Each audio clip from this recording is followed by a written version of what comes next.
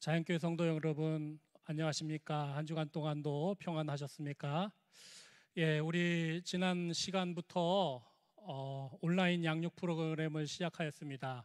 이제 명화로 읽는 신약 성경 두 번째 시간입니다.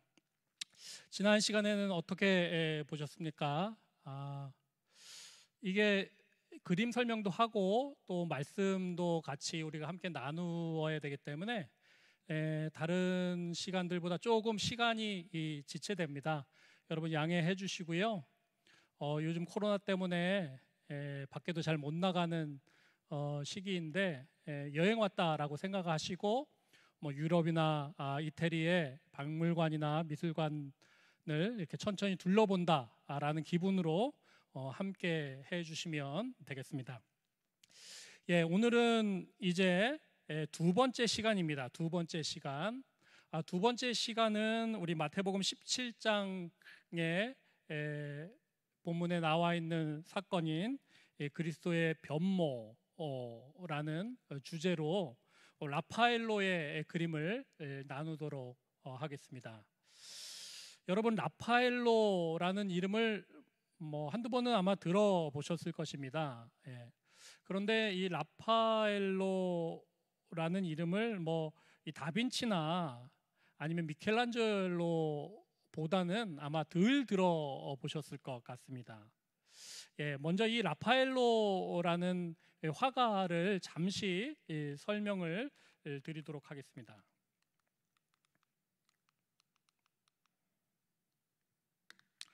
이 라파엘로의 이름은 라파엘로 산치오 다 우르비노라는 플레임입니다.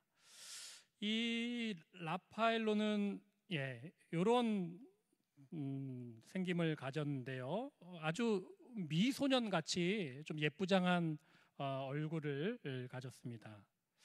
이 라파엘로라는 화가는 30대에 요절을 하였습니다. 37살 나이에 안타깝게도 생을 마감을 했습니다.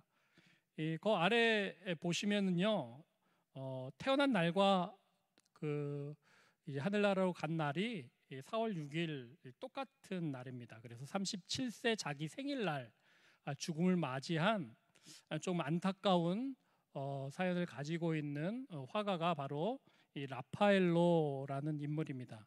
이 라파엘로는 이 이탈리아에서 아주 미켈란젤로나 다빈치 못지않은 그런 화가이고 위인입니다. 그래서 이 그림은 이제 리라화, 그러니까 유로화가 되지 전에 이탈리아의 리라화의 라파엘로의 초상화가 나와 있죠. 그 아래는 라파엘로의 그림이 나와 있고요. 그리고 이 그림은 무엇이냐면요, 사도 두상이라는 제목의 그림인데요. 2012년 경매에서 527억 원에 낙찰이 됐다라고 합니다. 박물관이나 미술관에 걸려 있는 그림은 이 경매에 나올 수도 없고 살 수도 없지만 그나마 그 경매에 나온 그 스케치한 이 그림이 2012년에 527억 원에 낙찰이 됐다라고 한다면 그의 완성된 그 여러 작품들은 어마어마한 가치를 가지고 있다라고 우리는 미루어 생각해 볼 수 있을 것 같습니다. 라파엘로의 그림은 여러 가지 많이 있는데요. 그가 처음에 좀 유명세를 탄 이유는 여성의 그림, 특별히 그 당시에 가장 이상적인 여성이었던 성모 마리아를 가장 탁월하게 그린다라는 평가를 받았습니다. 그래서 앞에 보이는 그 그림이 바로 시스티나 성모를 그린 그림인데요. 이 성모의 그림도 유명하지만 그 아랫부분에 한번 보시면요, 이 아랫부분에 천사들이 있습니다. 아기 천사들. 잘 보이지 않죠? 좀 확대를 해서 보면요, 아기 천사들이 오히려 요즘에는 더 좀 성모 마리아의 모습보다 유명세를 타는 것 같습니다. 그래서 아주 깜찍하고 귀여운, 그 당시에 참 볼 수 없었던 아기 천사와 그런 표정과 모습들을 그는 그린 것입니다. 이것이 또 유명하게 된 이유는요, 여기에 있는 요 아기 천사, 여러분 어디서 많이 본 것 같지 않습니까? 예, 아마 요 그림을 보면은 이해가 가실 것입니다. 예. 커피 카페 브랜드죠. 예, 엔젤리너스라는 브랜드의 요 라파엘로가 그린 아기 천사를 본따서 이 상표의 로고로 차용을 했다라는 것입니다. 예.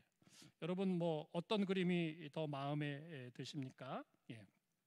이렇게 라파엘로는 뭐 우리가 이름을 들어봤건 안 들어봤건 뭐 그 당시에 르네상스 시대의 3대 화가, 다빈치, 미켈란젤로, 그리고 바로 라파엘로라고 할 수 있습니다. 이 다빈치와 미켈란젤로보다는 좀 젊은 화가죠. 하지만 이 다빈치와 미켈란젤로의 그 뛰어난 점, 좋은 점을 잘 흡수해서 그의 그림에 잘 녹여내고 또한 자기만의 독특한 이 예술 세계를 창출한 그러한 아주 유명한 화가이고 예술가다라고 우리는 생각을 해볼 수 있겠습니다. 자, 그러면 이제 본격적으로 라파엘로의 그림에 대하여 한번 나누도록 하겠습니다. 오늘 우리가 나눌 그림은 이 라파엘로의 이 그림입니다. 이 그림. 여러분 이 그림을 딱 보시면은 어떤 성경의 이야기를 하고 있는지 여러분 아실 수 있을 것입니다. 특별히 윗부분의 그림을 보면은 명확하게 아실 수 있을 것인데요. 이 그림의 제목은 이 어차피 한국말로 번역된 제목이기 때문에 그리스도의 변모, 그리스도의 변용, 이런 식으로 그림의 제목이 붙여집니다. 그래서 우리가 잘 알고 있는 변화산의 사건, 예수님과 세 제자가 같이 변화산에 올라가서 거기서 예수님의 모습이 변화된 그러한 것을 이 라파엘로가 상상하여서 그린 그림입니다. 이 그림의 아주 특별한 점은 그 당시에 최후의 만찬도 그랬지만 많은 화가들이 이 최후의 만찬을 비롯해서 이 예수님의 변화산에서 있었던 이 스토리를 화폭에 많이 담았습니다. 그런데 이 그림은 특별하게도 그와 동시간에 아니면 그 다음 시간에 이루어진 성경의 사건을 담았다라고 하는 것입니다. 그래서 위에 부분에서 변화산의 사건이 일어난 후에 그와 동시에 변화산 아래에서 일어난 사건, 아니면 그 이후에 일어난 사건을 한 폭의 그림 가운데 동시에 담아냈다라는 것입니다. 이 라파엘로가 가진 그런 생각과 그런 의도는 우리가 정확하게 알 수는 없겠지만 분명히 이 두 가지 사건을 동시에 같은 화폭에 담아낸 이유가 있었을 것입니다. 그것을 우리는 한번 좀 계속해서 추측을 해보도록 그렇게 하겠습니다. 그런 맥락에서 이 그림은 언제 그려진 그림이냐면요, 아까 라파엘로가 37살에 아주 이른 시기에 요절을 하였다라고 말씀을 드렸습니다. 이것은 라파엘로가 이제 죽기 전에 마지막으로 그린 유작이다라고 할 수 있습니다. 라파엘로는 뚜렷한 병명이 나오진 않지만 여러 가지 과로와 여러 가지 이 몸을 돌보지 않고 혹사한 관계로 그 당시에 아마 37 전에 그렇게 좀 병세가 악화된 것 같고 시름시름 앓고 37살에 이제 죽게 됩니다. 그래서 마지막에까지 이 그림을 완성하지는 못했습니다. 37살 죽기까지 그리다가 이 아랫부분, 윗부분은 다 완성을 했는데 이 아랫부분을 채 완성하지 못했다라고 합니다. 그가 뭐 20대부터 유명한 화가라서 그를 따르던 제자들이 많았습니다. 그의 공방에는 한 50여 명의 제자가 있었는데 그 중에서도 가장 뛰어났던 줄리오 로마노라고 하는 그의 수제자가 이제 그가 그리지 못한 부분을 완성하게 됩니다. 그래서 이제 라파엘로가 이 그림을 그리고 마지막에 미완성된 부분을 그의 제자가 완성한 그런 그림이 바로 그리스도의 변모다라고 할 수 있겠습니다. 이 그리스도의 변모 이 작품은요, 지금 어디에 가면은 우리가 관람을 할 수 있는지 알려드리겠습니다. 그것은 바로 여기인데요. 여러분 여기가 어딘지 아시겠나요? 예, 로마 바티칸입니다. 바티칸. 예. 이 라파엘로가 활동할 시기에는 이 로마 바티칸이 이 아주 로마와 그 이탈리아 중부에서 많은 땅이 교황의 땅이었습니다. 교황의 땅. 그래서 이 교황령으로 지정된 교황의 땅이었습니다. 지금은 이제 이 바티칸이 이 도시국가가 되었죠. 이탈리아에 있지만 독립국가입니다. 독립국가. 그래서 아마 우리 자양동보다도 더 적은 면적이지만 한 국가로 이 바티칸 시국이라고 하죠. 바티칸 시국에 가시면은 이 그리스도의 변모 작품 외에도 이 라파엘로의 많은 작품을 여러분 관람하실 수 있습니다. 이 바티칸에서 라파엘로가 작품 활동을 한 계기는요, 그 당시에 교황 율리오 2세라는 아주 좀 독선적인 교황이 있었다라고 합니다. 여기 보시면은 알겠지만 뭐 생김새도 좀 그래 보이죠. 이 초상도 라파엘로가 그린 초상입니다.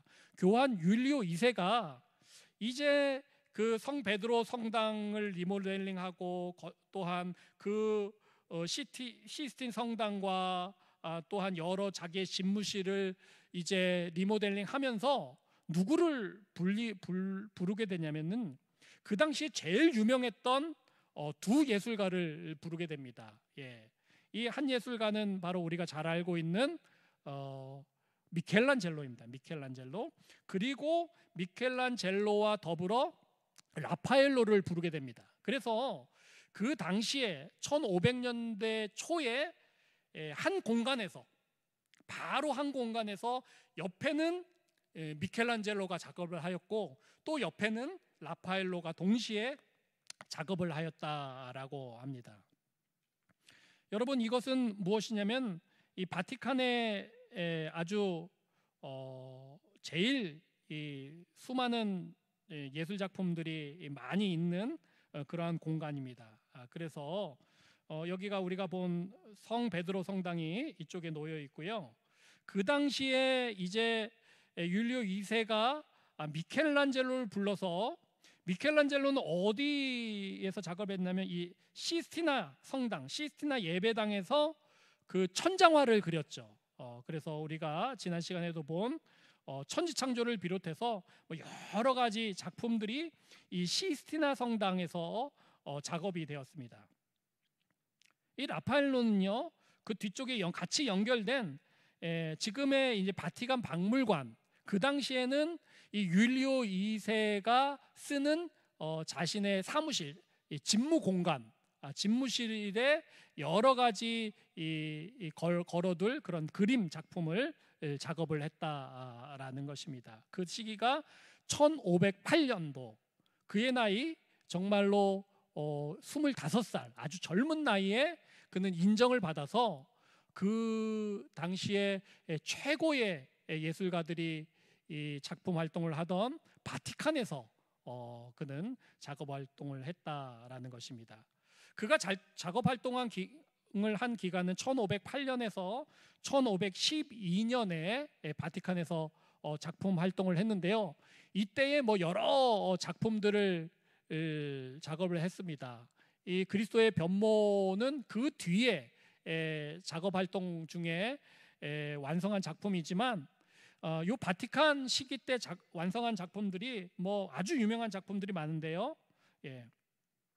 아마 이 작품이 제일 유명하지 않을까라고 생각을 합니다. 아까 우리가 리라 화폐에 나와 있는 그림이 바로 요 그림입니다. 요 그림은 제목이 아테네 학당이라는 제목을 붙인 그러한 작품입니다. 그래서 정말로 미켈란젤로와 또한 다빈치의 장점을 잘 흡수해서 여러 가지 구도나 원근법이나 인물 묘사나 이런 것들을 아주 뛰어나게 한 작품입니다. 그 당시에 정말로 위대한 철학자들, 수학자들, 기하학자들의 모습을 여기 많이 그려놨습니다. 제일 중앙에 있는 이 두 명의 사람이 바로 아리스토텔레스 그리고 플라톤이다라고 합니다. 그래서 요 플라톤을 그렸는데 요 플라톤의 얼굴이 바로 그가 영향을 많이 받았던 다빈치의 얼굴이다라는 설이 있고요. 그 아래 요 아래에 있는 이 인물이 바로 미켈란젤로의 얼굴이다라는 그러한 이야기가 전해져 내려옵니다. 이건 말고도 좀 유명한 작품을 한번 보면요. 여러분 이 그림은 어떤 그림인 것 같습니까? 예, 한번 잘 보시면은 여러분 잘 아실 겁니다. 예, 이 그림의 작품 이름은 성 베드로의 해방이라는 것입니다. 성 베드로의 해방. 여러분 조금 작게 나와서 잘 모르실 것 같아서 조금 주요 부위를 확대를 하면 이렇습니다. 예, 아시겠죠? 베드로가 이제 감옥에 갇혀 있을 때에 이제 천사가 그 베드로가 있는 감옥에 찾아옵니다. 이 말씀이 어디에 기록되어 있죠? 사도행전 12장에 기록되어 있습니다. 그래서 말씀해 보면 호련히 주의 사자가 나타나며 옥중에 광채가 빛나며, 옥중에 이렇게 광채가 빛났죠. 또 베드로의 옆구리를 쳐 깨워 이르되, 지금 자고 있는 베드로를 천사가 나타나서 지금 옆구리를 치면서 일어나라 하니 쇠사슬이 그 손에서 벗어지더라. 그 군병들의 모습들이 있지만 군병들은 다 잠이 든 채로 이제 베드로를 구출해내는 그러한 장면이 성 베드로의 해방, 이 라파엘로의 위대한 작품 중에 한 작품입니다. 그렇다면 이제 라파엘로의 작품, 그리스도의 변형, 그리스도의 변모 작품입니다. 이것이 바로 이제 바티칸 박물관에 앞에 우리가 살펴본 그런 작품들과 함께 걸려 있는 작품이죠. 이렇게 지금 걸려 있습니다. 이 작품을 한번 다시 보면요, 이런 그림입니다. 이런 그림. 그래서 아까 말씀드릴 것 같이 이 작품의 특징은 무엇입니까?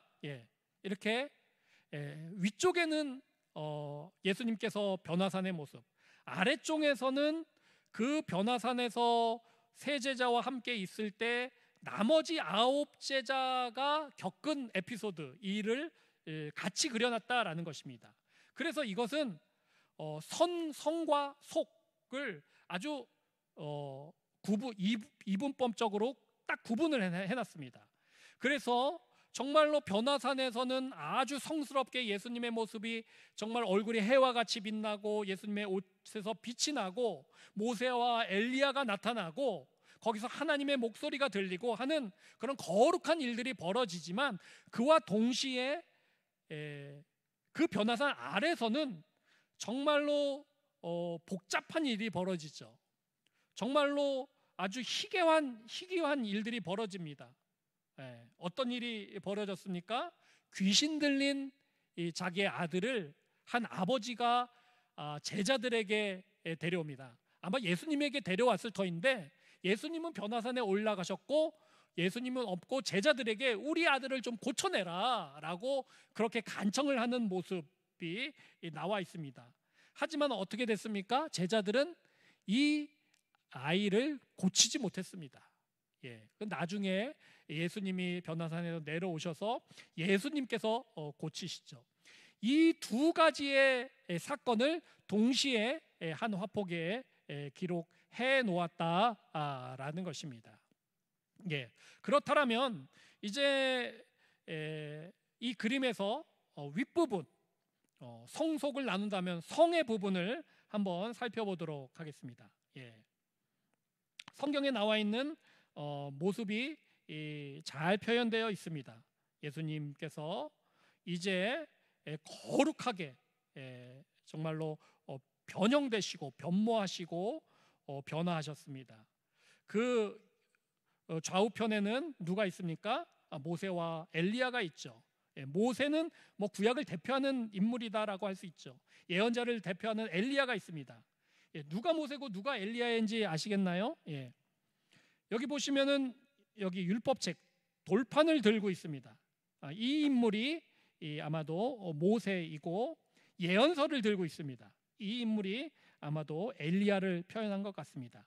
그 아래에는 또 이것을 두 부분으로 나눈다면 이제 모세와 엘리야와 예수님, 그 아래에 있는 사람들을 나눌 수 있겠습니다. 그 아래 누가 있습니까? 예수님과 함께 변화산에 오른 베드로와 야고보와 요한입니다. 그래서 아마 이 가운데 있는 사람이 베드로다라고 추정할 수 있습니다. 아예 야고보와 요한은 눈을 들어 쳐다보지도 못하죠. 그런데 베드로는 그나마 눈을 가리면서 예수님을 쳐다봤습니다. 요 옆에 있는 사람은 그럼 누굴까요? 이것은 성경에 나오진 않습니다. 이것은 성경에는 없지만 이 라파엘로가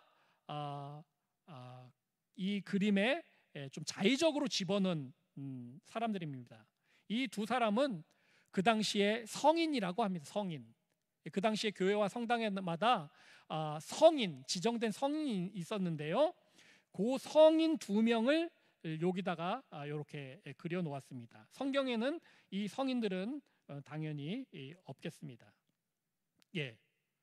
그래서 이 베드로가 이 모습을 보고 처음엔 당황하였지만 너무나도 황홀하고 너무나도 기가 막혀서 어떤 말을 하죠? 예수님, 우리가 여기에 초막셋을 짓겠습니다. 여기 떠나지 않겠습니다. 이 변화산 아래로 내려가기 싫습니다. 우리 여기서 그냥 죽을 때까지 삽시다. 그럴 정도로 너무나도 황홀하고 너무나도 기가 막힌 그런 영적인 체험을 하게 됩니다. 그런데요, 이것과 정반대로 그 아랫부분은 어떻습니까? 이 화면에 이 그림의 색부터 아주 다르죠. 위에는 정말로 환하고 찬란하게 그림을 그려놨다면 이 어둠이 가득합니다. 예수님께서는 그렇게 변화산에서 거룩하게 변모하셨지만 그 아래에서는 지금 어떤 일이 일어났습니까? 귀신이 들었죠. 간질병이 들었습니다. 그것 때문에 많은 사람들이 고통을 당합니다. 그래서 이 아버지죠, 자신의 아들을 지금 간질병이 들고 귀신이 정말 들어가고 나오고 해서 정말로 불에 몇 번이나 뛰어든 그런 고난과 고초를 겪은 이 아들을 지금 데리고 이 예수님의 제자들에게 찾아오게 됩니다.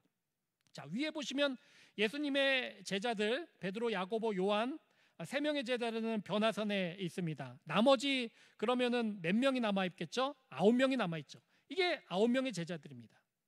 잘 세보면은 여러분 9명입니다. 아마 라파엘로는 다 그 다빈치처럼 최후의 만찬을 그리는 것처럼 아마 누가 어떤 제자인지 아마 생각하고 그렸을 것입니다. 정확하게는 알 수 없겠지만요. 근데 여기서 한 가지 흥미로운 것은 여기서 우리가 아까 그 처음에 살펴본 사도의 두상 스케치를 봤죠. 이 인물과 비슷한 인물이 있습니다. 누구입니까? 바로 요 인물이죠. 요 인물. 이 인물인데 이 인물은 가장 구석에 가장 어두운 곳에 있는 이 인물은 바로 가룟 유다다라는 이야기가 전해 내려져 옵니다. 그래서 이 가룟 유다의 두상을 라파엘로가 스케치를 했고 또 그 모습을 그대로 이 그림에 이렇게 그려 넣은 것 같습니다. 자, 그렇다면요, 여러분 한번 이쪽을 한번 보십시오.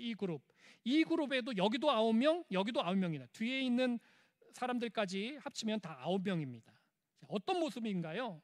예, 정말로 아주 실감나는 표정을 하고 있습니다. 잘 안 보이시겠지만 여러분 이 아이를 보십시오. 예, 이 뇌전증이라고 하는 그 당시의 간질병, 귀신이 들어감으로 생긴 간질병인데, 그 간질병이 이게 간질병을 앓고 있는 건지 아니면 나온 건지 정확한 게 알지 못했지만 눈이 뒤집어졌습니다. 그래서 그것으로 인해서 정말로 아주 너무나도 무기력해하고 고통스러워하는 한 소년의 표정을 적나라하게 담아 놓았습니다. 그 위에 아버지의 표정도 한번 보십시오. 정말 눈이 땡그라져서 정말로 이 아들을 정말로 이 제자들이 고쳐줄 수 있을까? 그렇게 기다림으로 정말로 많은 고통과 질문 속에서 이런 표정이 나오지 않았을까라고 생각합니다. 이것을 이제 주위의 가족일지 이웃들일지 같이 따라와서 같이 하소연하고 같이 고쳐달라고 하고 같이 무슨 일이 나는지 지금 아마 한 무리가 따라왔던 것 같습니다. 이 간질병 걸린 소년을 보면서 이 제자들은 어떻습니까? 아마 기도도 했을 것이고 선포도 했을 것이고 귀신아 물러나라라고 외쳤을 것이기도 한데, 아마 이 제자들은 이 병을 고치지 못했을 것입니다. 여기에 관련된 여러 가지 책들도 찾아보고 있고요. 야, 과연 어떻게 된 것인가? 왜 우리는 이 병을 고칠 수 없는가라고 하면서 궁금해하기도 하고, 과연 이게 어떻게 된 일인가라고 서로 이야기하기도 하고, 또 어떤 제자는 손짓을 하기도 하면서 참 너무나도 복잡하고 너무나도 난잡하고 고통스러운 그런 변화산 아래의 모습을 그려주고 있습니다. 자, 처음에 이 작품은 이제 라파엘로가 유작이라고 하였죠. 유작. 마지막에 자기가 좀 있으면 죽을 것을 알면서 이제 내가 얼마 남지 않았겠다라고 생각하면서 이 유작을 그려나간 것입니다. 그리고 완성되기 전에 라파엘로는 죽음을 맞이하게 됩니다. 아마 이 라파엘로는 여기 있는 이 소년이 바로 이 간질병 걸린 소년일 뿐만 아니라 바로 자신의 모습이다라고 생각할 수도 있을 것입니다. 여러분, 라파엘로라는 이름은 어디서 나왔습니까? 라파엘에서 나왔습니다. 라파엘. 하나님이 치료하신다라는 것입니다. 여호와 라파, 엘 하나님. 그래서 바로 그 이름 자체도 하나님이 치료하시고 하나님으로 말미암아 회복된다라는 이름이 라파엘로입니다. 아마 이 라파엘로는 자기가 병을 가지게 되고 자신의 체력과 모든 힘들이 고갈되면서 이 그림을 그리면서 아마 하나님의 신적인 능력이 다시금 나를 회복시켜 주시고 나를 치료시켜 주시겠다는 그런 소망과 그런 염원과 그런 기도가 아마 담겨 있지 않았을까라는 생각을 해봅니다. 그래서 정말로 그 고통 가운데 있는, 그 아픔 가운데 있는 그 간질병을 앓는 소년이 바로 나다. 내가 그렇게 고통당하고 그렇게 연약한 자입니다. 나를 고쳐주옵소서라는 마음으로 그는 이 그림을 말년에 그리지 않았나 생각을 해보게 됩니다. 자, 그런데 여기서 주목해야 될 것은요, 여기 이 그림에서 이쪽 부분에서 가장 주목할 수밖에 없는 이 포인트는 아마 유이 제자이지 않을까 생각이 됩니다. 아마 여기 있는 빛 환하게 있는 이 여인의 모습일 수도 있겠지만 이 여인의 모습은 그렇게 큰 의미는 없을 것 같고요. 이 제자 누구인지는 모르겠지만 이 위쪽을 향하여 지금 손짓을 하고 있습니다. 이 위쪽을 향하여 손짓을 하면서 무언가를 외치고 있는 이 제자, 과연 무엇을 말하고 있겠습니까? 이 부분이 우리가 이 라파엘로의 그림을 보면서 같이 생각해야 될 부분이 아닐까 생각을 합니다. 이제 그렇다면 한번 본문으로 돌아가 보도록 하겠습니다. 이제 세 제자가 아까 말씀드린 것처럼 그 황홀경의 변화산 위에서 그 놀라운 영적인 체험을 하면서 우리 여기서 삽시다, 여기서 있는 것이 좋겠습니다, 내려가지 맙시다 라고 그렇게 말을 합니다. 그랬더니 예수님은 그래 여기서 살자 이렇게 말씀하지 않으셨습니다. 예수님은 다시 변화산 아래로 내려가셨습니다. 변화산 아래로 내려간다는 것은 무엇입니까? 그 당시에 이제 죽으러 가신다는 거예요. 그때부터 예수님은 본격적으로 자기가 십자가의 길을 갈 것이다 라고 예고하고 예언합니다. 변화산 위에 그렇게 황홀경에 그렇게 신비 가운데 있는 것, 그것도 좋지만 이것을 경험하였으니 이제 내려가자, 변화산 아래로 내려가자, 거기서 십자가의 길로 갈 것이다 라고 예수님은 말하고 있습니다. 이어지는 말씀에 이제 하나님의 목소리가 들려오죠.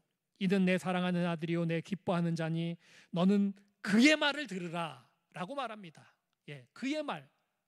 정말 이 변화산 위에서 사는 것이 다가 아니요, 이제 변화산 아래에서 정말로 난잡하고 고통스럽고 고난의 길이 기다리고 있지만 그 아래로 내려가는 것, 그 예수님의 말씀을 들으라 라고 하나님도 말씀하신 것입니다. 마지막에 이 변화산의 이야기는 이렇게 마무리됩니다. 제자들이 눈을 들고 보매 오직 예수 외에는 아무도 보이지 아니하더라. 이제 모세와 엘리야는 사라지고 오직 예수 외에는 아무도 보이지 않았다라고 하는 것입니다. 그 예수님께 집중하게 된 것입니다. 예수님만 바라보게 된 것이죠. 그리고 예수님의 그 행보에 맞춰서 이제 제자들도 변화산 아래 내려갔고 이제 그 예수님을 따랐고 그 예수님의 말씀에 순종하였던 것입니다. 이제 변화산 아래 예수님과 제자들은 내려올 때에 이제 그 그리스도의 변모 아랫부분에 그 사건을 이제 맞닥뜨리게 됩니다.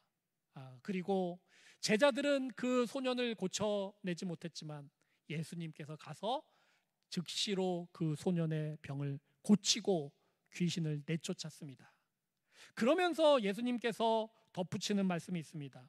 뭐라고 말씀하셨습니까? 이것은 마태복음에 나오는 것은 아니고 그와 평행 본문인 마가복음 9장에 나오는 것입니다. 할 수 있거든이 무슨 말이냐? 그 아버지가 할 수만 있다면 내 아들을 고쳐주십시오 라고 말할 때 할 수 있거든이 무슨 말이냐?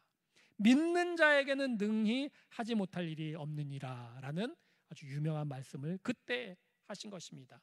또한 이 마태복음 17장의 본문에서는 뭐라고 말씀하십니까? 아니 예수님, 왜 우리는 이 아이를 고치지 못했습니까? 왜 귀신을 쫓아내지 못했습니까? 라고 예수님께 물어보는 제자들에게 너희 믿음이 작은 까닭이다 라고 말하면서 더하신 말씀이 무엇입니까? 겨자씨 하나일 만한 믿음이만 있더라도 산을 옮길 능력이 있다라고 그렇게 말씀하신 것입니다. 자, 그렇다면 이 라파엘로의 그림을 이제 다시 보도록 하겠습니다. 우리가 이 라파엘로의 그림에서 어떤 신앙적인 이 포인트를 우리가 붙들 수 있겠습니까? 이렇게 라파엘로가 위에는 성, 아래는 속, 위에는 하늘, 아래는 땅을 철저하게 이분법으로 구분지어 놓은 것이 아닙니다. 바로 위와 아래가 연결되어 있습니다.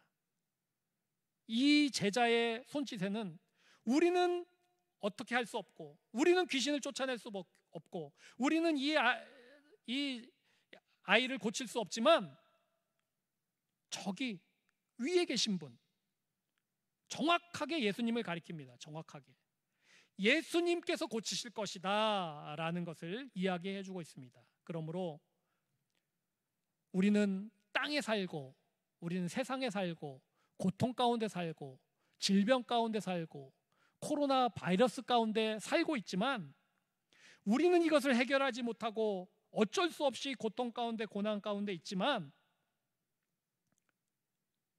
이것 속에서 예수 그리스도를 통하여 이것이 라파엘 될 것이다 라는 것입니다. 하나님께서 치료하시고 회복할 것이다 라는 것이 이 제자의 손끝이 가르쳐주는 그러한 지점인 것입니다.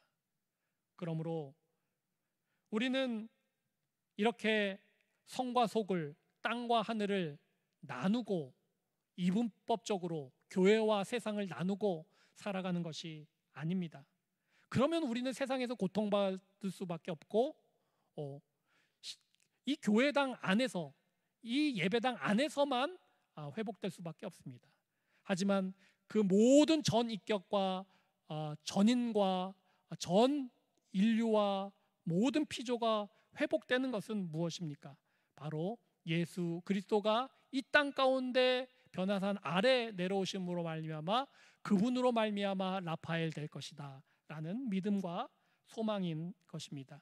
그래서 정말로 이 땅과 하늘이 분리되어 있는 것 같지만 그것은 분리된 것이 아니라 우리가 언제든 정말 이 땅에 발 디디고 살고 있지만 언제든 그 사다리를 통하여 저 하늘의 회복과 은혜와 은총을 입으며 이 땅 가운데서도 살 수 있다라는 것입니다.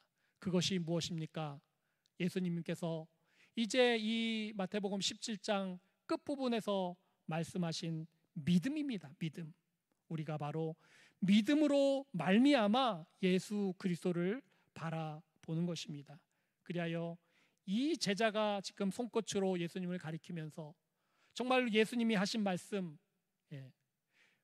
너희가 겨자씨만한 믿음이 있더라도 산을 옮길 수 있다 라고 하신 그 말씀을 붙듦으로 말미암아 오늘도 정말로 여전히 고통이 있고 여전히 아픔이 있고 여전히 문제가 가득한 이 세상 속에서 믿음으로 말미암아 그 사다리를 오르심으로 정말로 변화산에서 누리는 경험과 또한 그 환희와 그 은혜가 이 땅 가운데서도 온전히 일어날 수 있기를 소망하고 기도해야 할 것입니다.